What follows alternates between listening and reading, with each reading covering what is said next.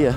Yang mungkin tadinya udah mungkin Harley, tapi karena ada Lolita, bisa saja itu menjadi salah satu pemikiran ulang. Dan bahkan Benedetta walaupun dengan 0% win rate, tapi dari sisi sampingnya dengan clear yang cukup cepat, tapi di sisi lain bahkan Barat lebih ke arah fighter kali ini, dimakan, lebih ke arah dimakan. Ini benar-benar sulit banget buat Potato ketika dia masuk asal-asalan. Dan Donos Welcome itu kan kita tahu dia suppress ya, dan tidak bisa di cancel oleh beberapa pemain kecuali mungkin Guardian Bulwark dari Lolita. Dan itu kalau misalkan emang connect, kalau miss ini yang bakal jadi ancaman.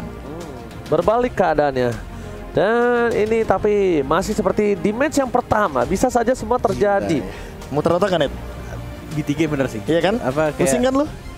Apa ya, kayak pinter banget untuk dalam sepersekian menit untuk perpindahan dari game 1-2. Gimana caranya mereka untuk mengatur setiap pionnya itu loh. Dan ini kayak dari draftingnya gila kan. Kalau mereka gak punya coach sama analis. Dan menurut gue itu yang harus ditanamkan. Itu yang harus diambil, dicatat, dicontoh. Kenapa? Karena menurut gue keluar dari zona nyaman, bahkan main dengan outplay, itu yang sekarang lagi dibutuhkan gitu. Dan gak egois juga. Untuk junglernya itu tetap cari hero-hero yang gua nggak butuh, gue dapat banyak point kill, dapat montage, penting menang, apapun itu. Yang penting gue ngebantu tim gue dan bisa menangin untuk pertandingannya. Dan ya udah, inilah dia untuk game yang kedua. Draft sudah mulai muncul dengan ya pastinya ini bakal menjadi fokus untuk damage-nya Kara, Beatrix dan juga Portia, dan junglernya akan ke barat. Tapi kita lihat apakah EVOS SG akan mengamankan satu samanya.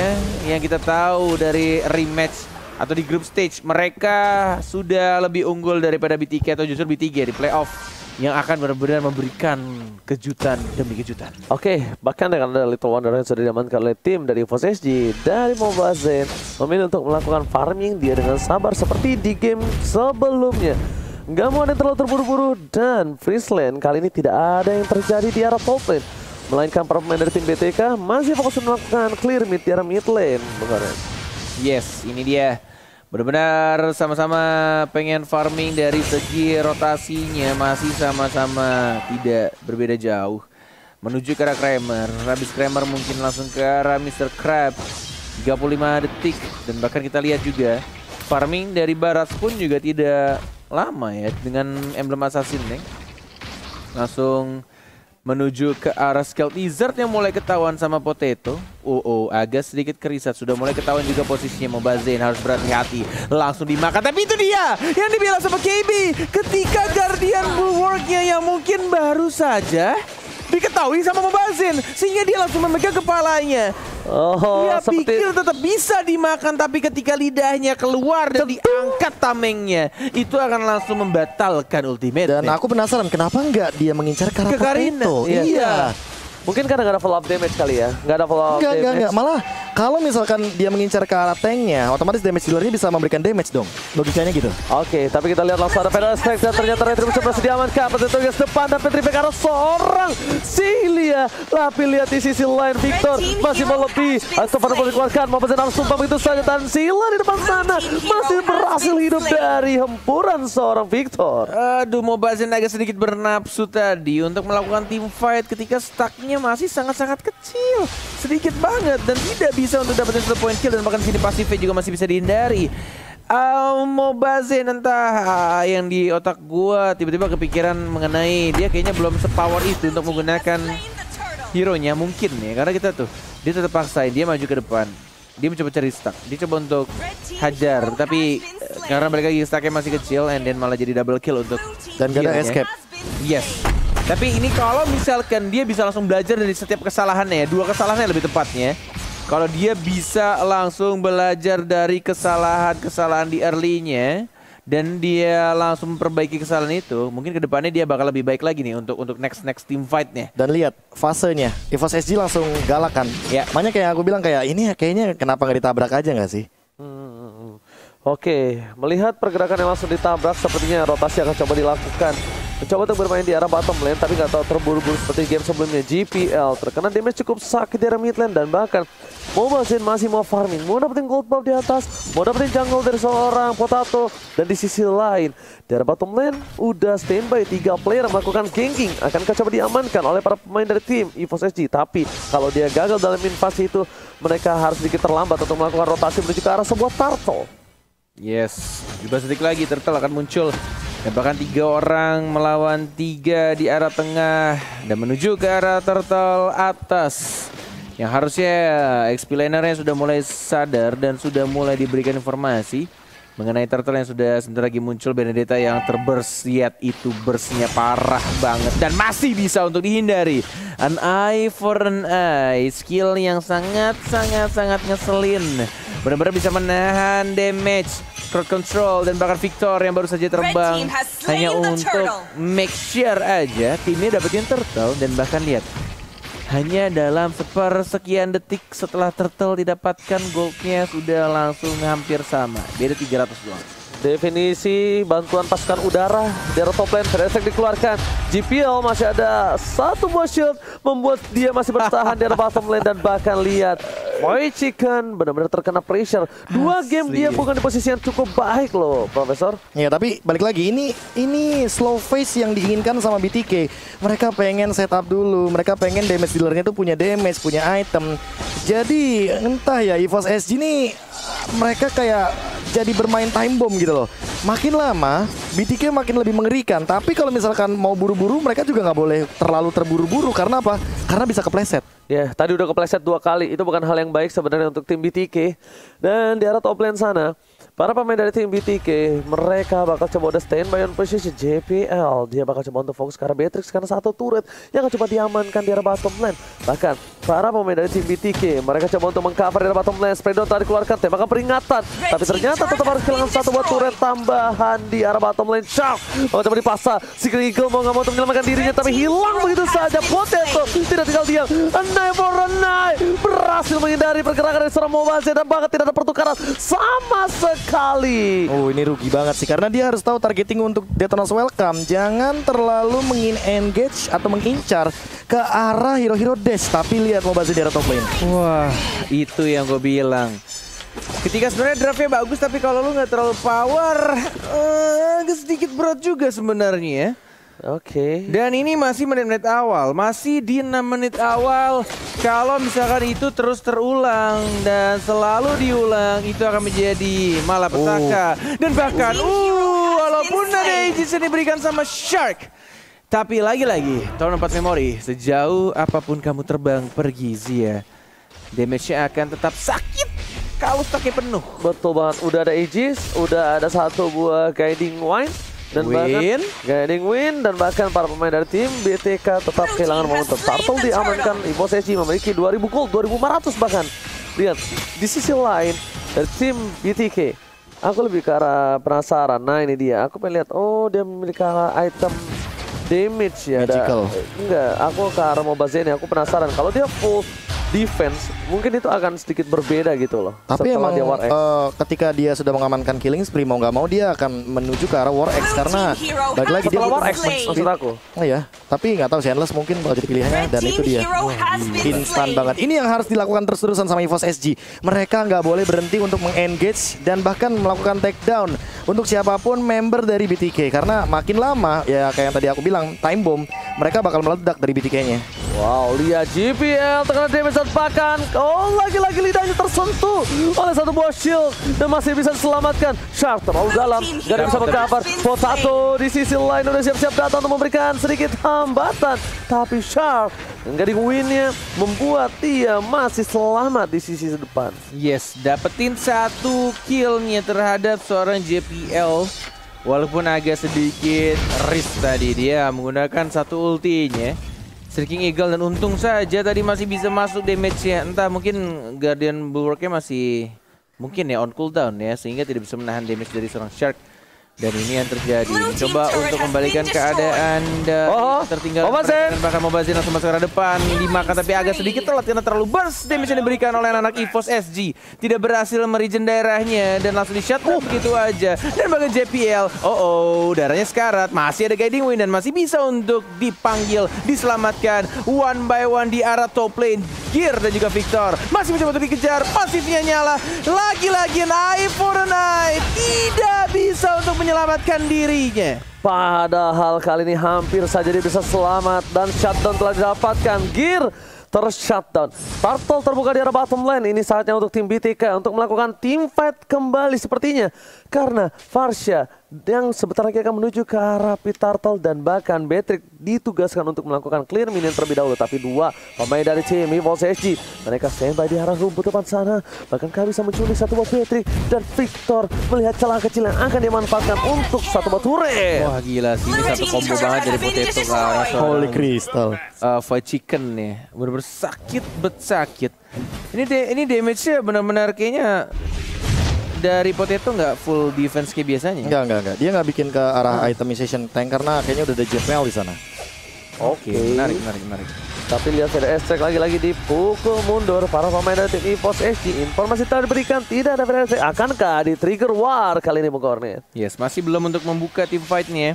Tidak ada Federal Strike, masih kelihatan juga di rumputan JPL Gear. Masih ada combo juga dengan menggunakan flicker JPL yang mau ngincar ke arah siapa. Belum dibuka Nominant Blast-nya dan bahkan lebih memilih untuk kembali ke lane masing-masing. Mencoba untuk mempertahankan satu turret juga di arah top lane-nya antara seorang Beatrix melawan seorang Benedetta. Di sisi lain, tadi Benedetta yang sudah ter-shutdown, bahkan Victor yang turun ke arah bottom lane. Walaupun dengan turret yang sudah kopong, di sini bahkan Potatonya juga dilihat di minimap, mereka sudah ada di atas. Informasi telah diberikan, mencoba untuk fokus menuju ke arah satu buah Lord dan bahkan Adamir standby on position bersama dengan seorang Sela. Akankah ini di commit? No, ternyata tidak, jadi over commit dari tim BTK. Benar-benar masih ditahan.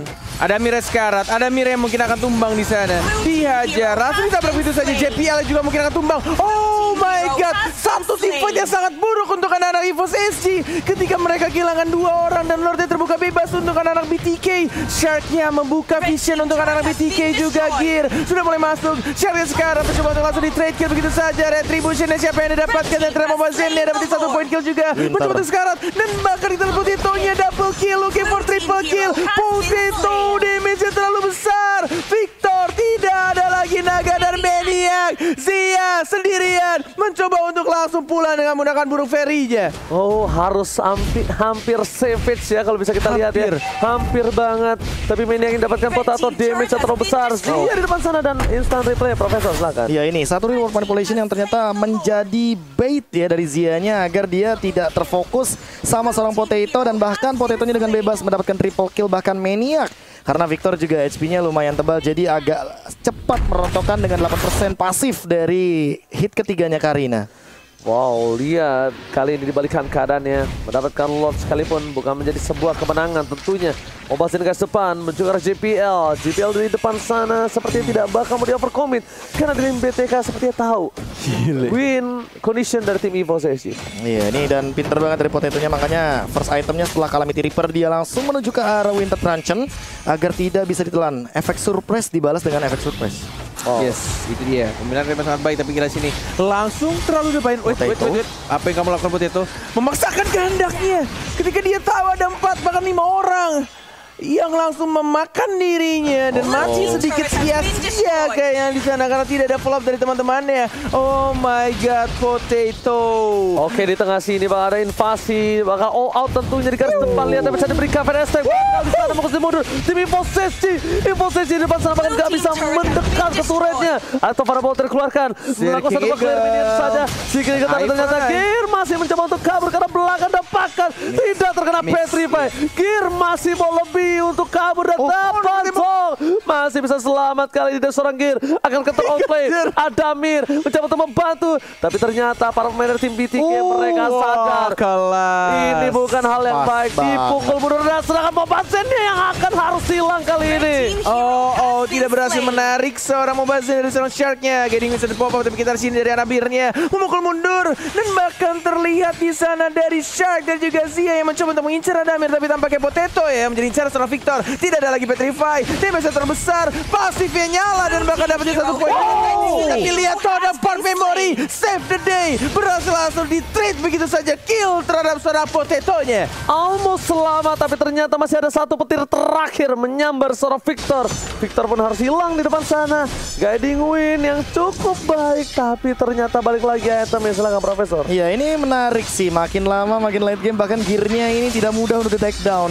Lihat Eye for Eye-nya tadi kelas banget ketika ternyata sniper runner-nya dari Fight Chicken connect, tapi ternyata tidak ada damage yang diterima sama sekali. Dan ini tinggal menanti bagaimana dari setup Potato-nya, karena semakin lama Potato akan menuju ke arah satu antivirus untuk menghindari War X dan bahkan dealing damage dari Victor. Dan untuk sekarang juga melihat seilahnya ya, karena dia udah punya brute force, aku lebih menuju ke arah Oracle atau bahkan Athena Shield, karena untuk head to head match up lawan Zia di level yang sekarang cooldownnya Zia udah jauh lebih unggul dengan Federal Airstrike. Tapi lihat Thunder Belt sudah dimiliki dari tim Mobazin, dan di sisi dari EVOS SG ini akan lebih tebal untuk seorang Potato. Tapi Potato itu nggak bisa lagi Profesor untuk 1 versus 4, 1 versus 5 seperti yang dilakukan di top lane tadi, karena itu bisa membahayakan dirinya itu sendiri.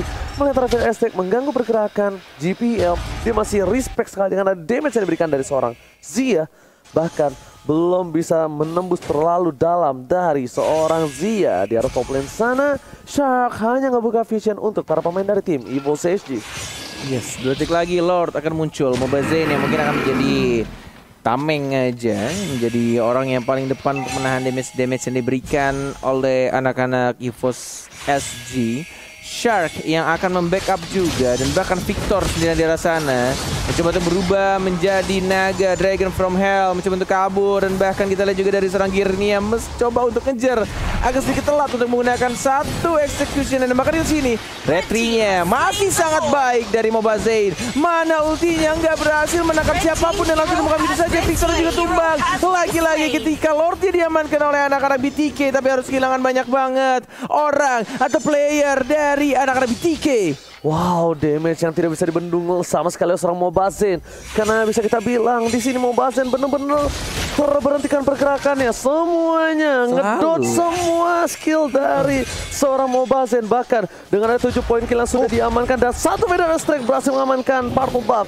Mid lane akan sedikit cepat tanpa adanya cover dari tim BTK. GPL di garis depan memberikan sebuah pressure, dan bahkan para pemain dari tim BTK hilang Lordnya, hilang dengan waktu yang cepat. Wow, Wedding Wave telah dikeluarkan. Si Keigo mencoba untuk menyelamatkan, tapi ternyata Western Sanchez save the day. Di garis depan, Potato terlalu dalam, mencoba diselamatkan. Retribution of point, dan Winner save the day lagi dan lagi.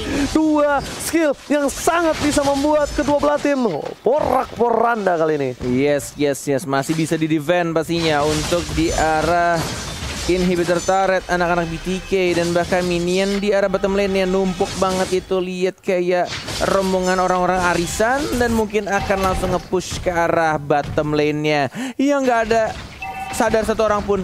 Iya tuh, digrogotin. Easy turret, easy push oleh minion.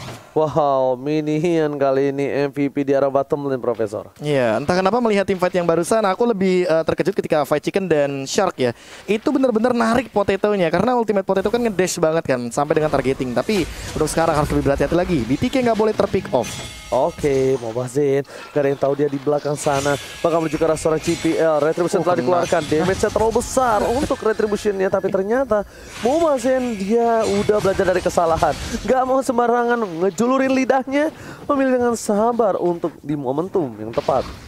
Ya, dan ini benar-benar tugas berat juga sih untuk seorang Gear yang harus mengacak-ngacak pastinya pergerakan dari anak BTK, dan dia lebih mengincar selalu ke arah Parsyanya.